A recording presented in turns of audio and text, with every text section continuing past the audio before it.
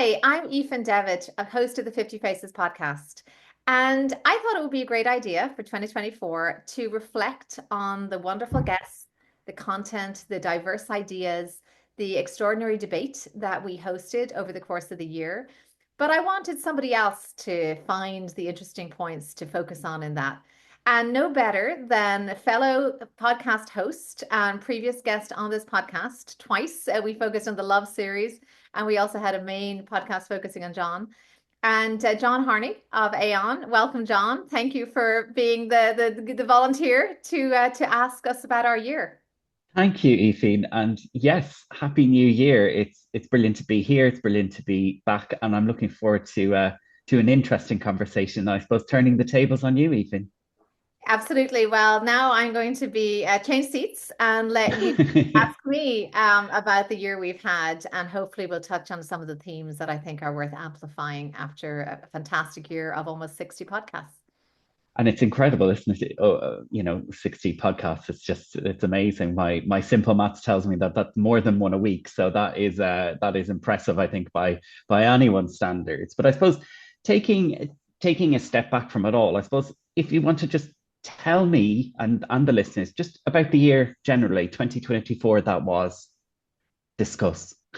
Yes, well, certainly this, looking at the macro backdrop, this was a year of choice and the election year across the world. It was a year Yeah. of incumbencies being challenged and ideas being thrashed about. And I think it was also a year of massive geopolitical challenge, as well as the emergence, and I'd say the defining of sides and really sharpening of edges in a culture war. And this was a culture war that I think is on many fronts, and it certainly definitely contaminates or flows into the world of investment, especially the world of investment that we focus on. One of our founding values in the 50 Faces podcast was diversity and inclusion, DEI. Hmm.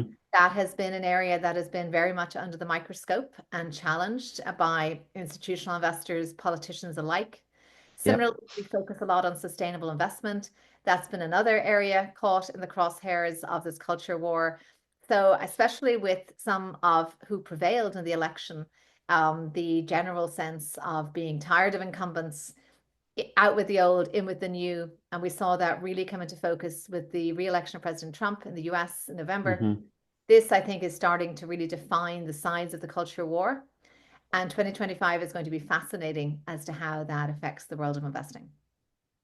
And I'm thinking how, as that all emerged, I suppose live in real time over 2024, as you were recording over 60 podcast episodes, what themes were you discussing with your guests? And I suppose if you can shout out a couple of specific ones, it might be nice to have our listeners listen back to those where they're pertinent. Absolutely. Well, we always try to focus on the human side of finance. So that has been our founding principle, and nothing has changed. And we curate the guests based on who is going to have an interesting backstory, perhaps, who has an Hmm. extraordinary mixed career, and equally who is going to offer us an unvarnished deep dive into Yeah. different sectors. So just starting with what has not changed. And I think that's a really important thing because I spoke earlier about the volatility in the world, and not only the volatility in politics, but also in the economy. We've had, the soft landing. We've had interest rates start to fall after having risen. A lot of U-turns going on and a lot of uncertainty still in markets. But what is constant, and what I find is constant for many of my guests, is a focus on the fundamentals, not losing sight of who really, Yes. really matters in the end. And I'm going to start with one of your areas, pensions, because Penny Green, it had recently retired after a role as trustee of Sol Trustee Company, and she previously was chief executive officer of Sol. And Mm. that's when I got to know her, and that's an investment committee that I sit on. And when we look at her episode, we have Hmm. basically I tracked her role and her career in pensions. And what it all comes down to, why was she so effective? Because she never lost sight of putting the members first. This Yes. was her touchstone, her grounding point. It defined her, it defined how she approached her role. And that allowed her to never lose sight of who we were all doing this for. And Yeah. as she became passionate about pensions, like many, she fell into it by Yes. accident. It was a serendipitous twist that led her to find this role in pensions. And she just focused on the keeping the members first. And she was extremely I think, honest about her self-reflection around the type of leader Mm, she was. She spoke her mind. She could be very assertive at times, and she was great at leading change and establishing a culture.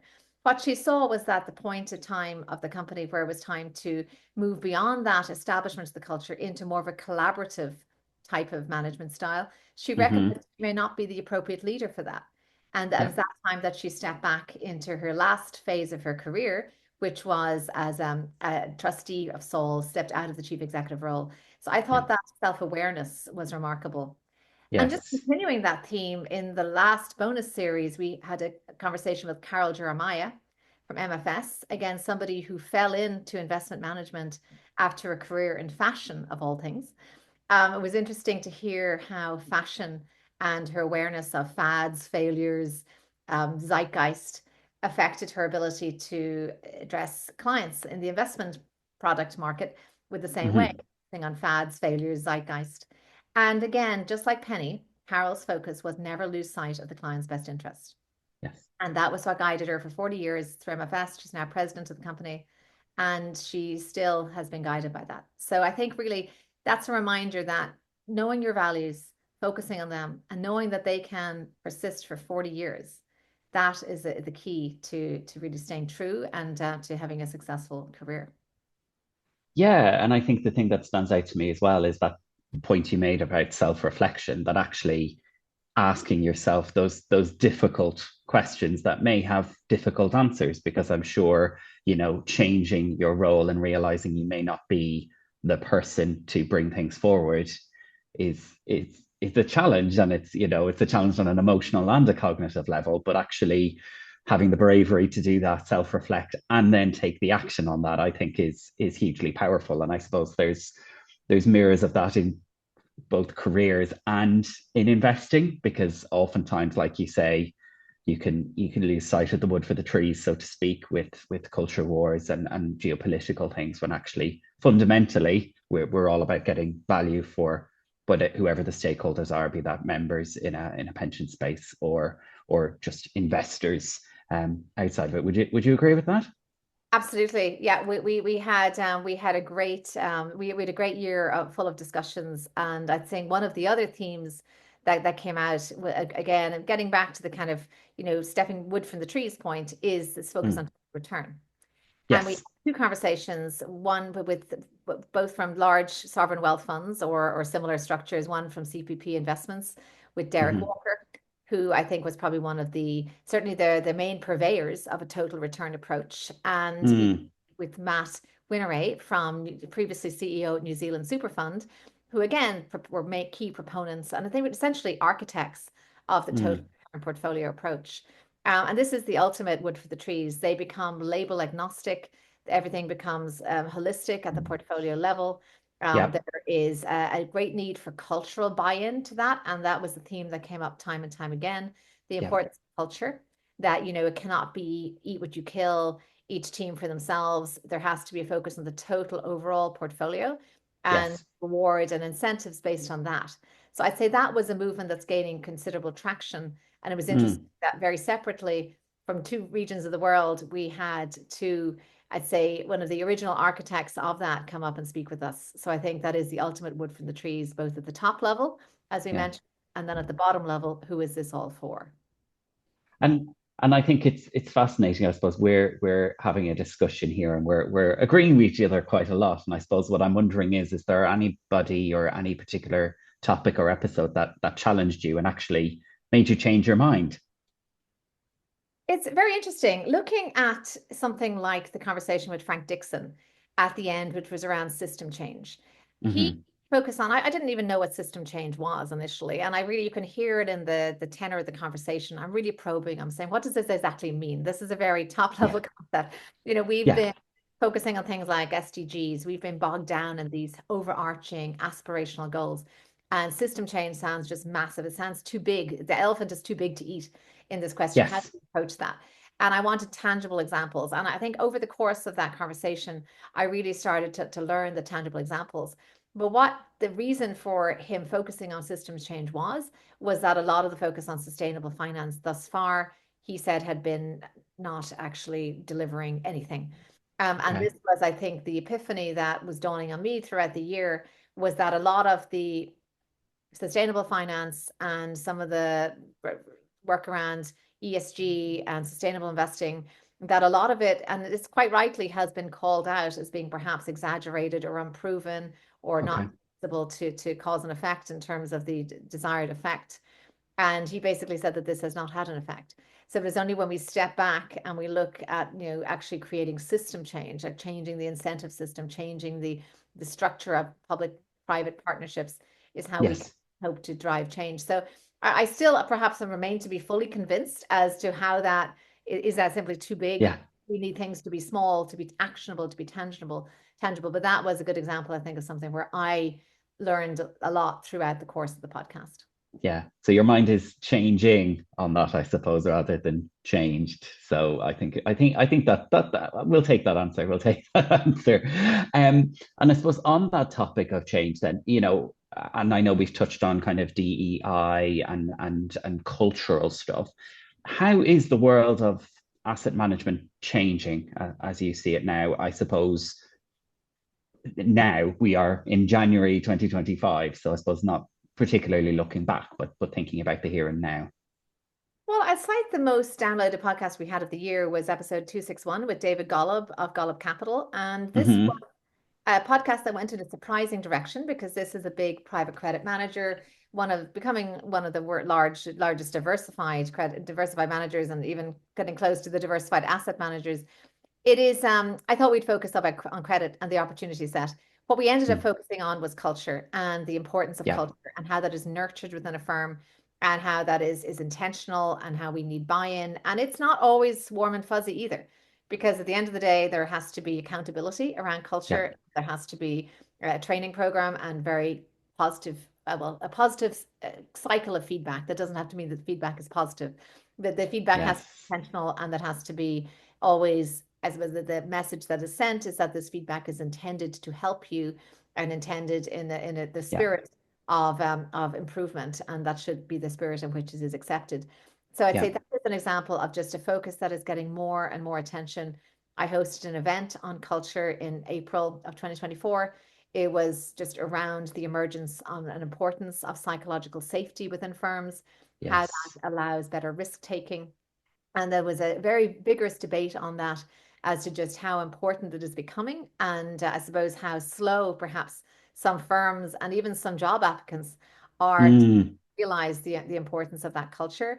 But then equally the need for limitations on that. There's a sense, and this was another great podcast that did I think challenge me, was around the sense that sometimes we have limitations. Is with Paul Richards of Better Decisions. We discussed a lot about the reason for having certain guardrails in place around culture, not bringing your entire authentic self to work, perhaps, is that there was good reason for that. That we didn't necessarily want politics in the conference room. We didn't yeah, want divisive discussions to take place. We wanted to back to Penny Green and Carol Jeremiah, focus on the underlying, focus on doing what's best, not necessarily focused on performative politicking in the workplace. So I think that was yeah. important because nothing is black or white in our world. And we can't simply say, okay, we're all going to be our authentic selves and we will celebrate that. At the end of the day, this is a business. We're working towards a goal. And I think that nuanced discussion of culture was really interesting. And this reminds me of a conversation I had with a colleague of mine actually around psychological safety, because it can seem, like you say, a bit maybe fluffy or a bit out there as a concept, but actually she contrasted. Angela Maxwell is her name. She works in our investment team, and she studied psychology as well as finance. So she's a fascinating person to speak with.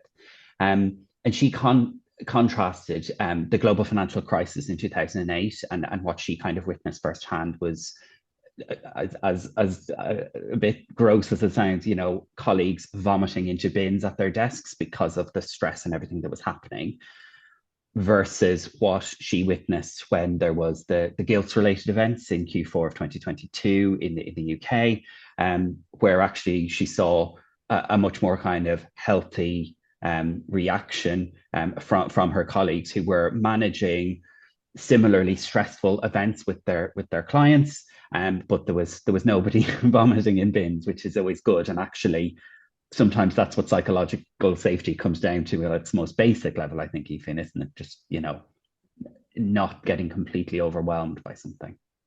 That's a really interesting observation, actually. And I wonder how much COVID contributed to that, the resilience that that built in, um, Mm, focus on mental health, yes. the continued hybrid working. And we discussed all of this as part of the culture discussions, how Yeah. much teams being dispersed affects the ability to Mm, change culture and nurture culture. yes. Is so important. And I'd say another theme that we revisited a few times was around disability in the workplace. In both cases, this was, unfortunately did not get as many guests as I was hoping on the neurodiversity theme. We'll have to park that one for 2025. We did have Yes. two guests who experienced vision loss throughout their lives, one age 7 and one much later in his 20s. And he's Hmm. already in his career and then experienced near total vision loss. And we discussed just how that affected them. And I think the key thing was expectations, how much expectations were crimped and diminished for these individuals because of their disability, which forced them, of course, then to conceal it because they knew that it would affect the view that they were getting, and how they thrived despite it. And what we also hear from that are wonderful vignettes of individuals whose tiny gestures made a massive difference in the career progression of these individuals simply by treating them like human beings and really including them. So I Yeah. think that was, getting on the mental health theme. This was actually just such a reminder that, Mm, and we could well be entering a similarly time of friction again with yes. with market turbulence and tougher times in terms of perhaps AI replacing many of the employees. We will see. I expect some strain, but if we can remember that human side, that is probably going to lead to more engagement and happier workplaces. Yeah, because that sounds to me even like a story of well-placed kindness versus misplaced kindness, and actually just having that awareness and that correct focus when dealing with anyone that I suppose is different to you in whatever form that might take. But this is a perfect segue, because the next thing I was going to ask you about was about the needle moving on in terms of diversity in the industry? Do you think it is? Could we speed up? Are we there yet? Are we ever going to be there yet? What are your thoughts? No, unfortunately, I can't say the needle has moved even a shred Mm, since I started recording these podcasts, and that's been 4 years. It's been, the way you see this image of the needle kind of hovering and kind of mm, wobbling from side to side, but not actually making much progress into either direction.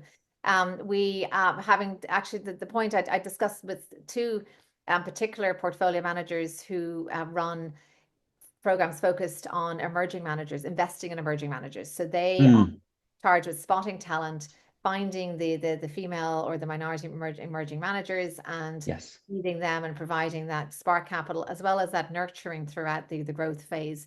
And they would say that this opportunity is very much overlooked.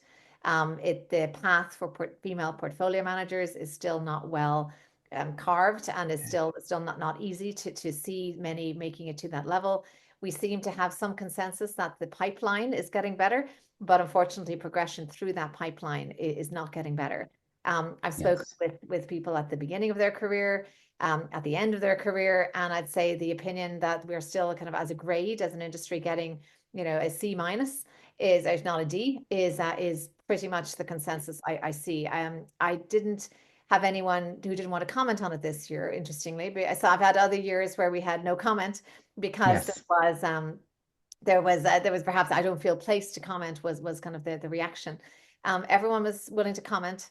I will say we also didn't have much reflection of some of this anti-DEI sentiment that seems to be taking hold in some quarters. There was still a Yes. real engagement around discussing the topic, but a reflection that it was not quite there yet. So that is Yeah. disappointing. We keep doing what we can in terms of amplifying these voices. Yeah. We see this is one of the most proven ways to improve the landscape for progression is to create more role models and more mirroring of potential career paths. So hopefully that's what we're doing. So we'll keep doing our part. Yes. Sadly, seeing the impact is may perhaps a little bit out on the horizon. Yeah, and I think a challenge to all of us, and including everyone listening to this, to listen and take in those stories, but also then to take concrete action to, like you say, improve that pipeline and make sure that people are progressing through that, and it's not just, as you say, in 4 years' time, hopefully we won't be in the same position. We will have moved the needle. And it sounds like, we through this conversation, you've mentioned a couple of the cross currents in the industry. Is there any more you'd like to add, or I suppose a quick summary of what you see the cross currents to be would be great. Yeah, I mean, certainly looking at the asset management industry as a whole, and we've focused on boutique managers. We've spoken with pension representatives out of the Mm, LGPS, which is, as you know, in the UK now on the cusp of great change and great potential merging and realignment of roles in terms of administering authorities and pool. There's a lot of focus mhm. on the Canadian model when it comes to pension funds. We did interview Derek Walker, as I mentioned, from CPP Investment Board, somebody at the Canadian model, one that's working quite well. Yeah. Leave it with the question as to whether that would translate well into the UK. That's a big change. I spoke about some of the firms. We had two representatives from Apollo on the podcast. We had somebody from Blackstone, Kurt Summers. He's on the public side of Blackstone, so not as much involved in so that massive change of the private asset side there. But we had a lot of that. These are the large diversified asset managers that are starting to dominate from an asset front and in terms of reshaping finance. We did a lot of discussions with private credit representatives. I mentioned David Golub. We had Mhm. somebody from Beach Point Capital, and many others in the mix there. We had some sponsorship from Eagle Point. These are private credit is at the size it's at now is starting to very much emerge from the shadows. That is a factor that is changing again the shape of finance and possibly changing the role of banks and just finance as we know it. So I say that's a reality. But just back to the point, and this is tying together the point of merging of pension funds. And as we see institutional investors get larger, that means the check size they write will get larger, which does Yes. actually make the environment more challenging for emerging managers and smaller boutique managers. So that we know that fundraising is a challenge. Have spoken with a lot of groups who focus on fundraising, and we know that's challenging. The one place that seems to be very much open for business and off to the races is the Middle East. And we did quite a few episodes focusing on the Middle East, and we do Interesting. more on Yeah. that coming in 25. But I'd say that the that changing shape of that, just that consolidation, the survival of the fittest, that becoming too big to fail in some of these groups, and the Yeah. challenges that that faces for smaller, emerging, innovative groups is definitely a sea change that we're seeing in asset Mm. management. And in the UK, where many of these guests are based, we see that US asset managers, of course, are starting to really make inroads, and that then would be perhaps to the detriment of some of the homegrown players as well. So I'd say lots of Yes. change on the horizon. We all know about active management and how much that's been challenged, and certainly the stock market performance with the concentration has made that even more challenging. So I'd say a real need to focus on the edge, proprietary skills, risk taking, how to nurture that. That has been truer than ever. And of course, Hmm. alternatives. There is a lot of focus on alternatives. Many of our discussions focused on the democratization of alternatives, pushing that Yes. channels such as the pensions channel and the DC pensions channel, the private Yeah. wealth channel. All of this is perceived as a massive growth area. And I think we're going to see a lot more of that in 25.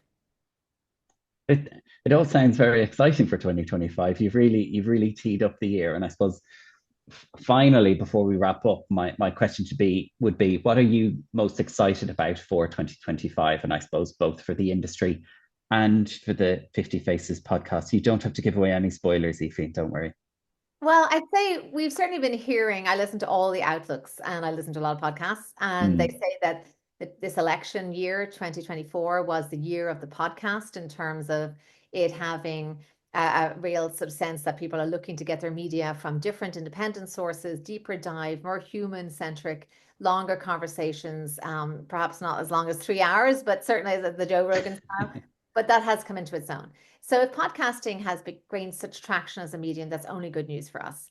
I do know that what is also very effective, we see this on LinkedIn, is video. And we yes. have not only do we have short video vignettes of many of our podcasts, but we also have a separate channel completely which is 50 Faces TV. We've recorded 19 videos to date, and these are short 5 or 10 minute conversations where we focus on a nugget and dig into that. And it's amazing how much we can cover in 5 or 10 minutes.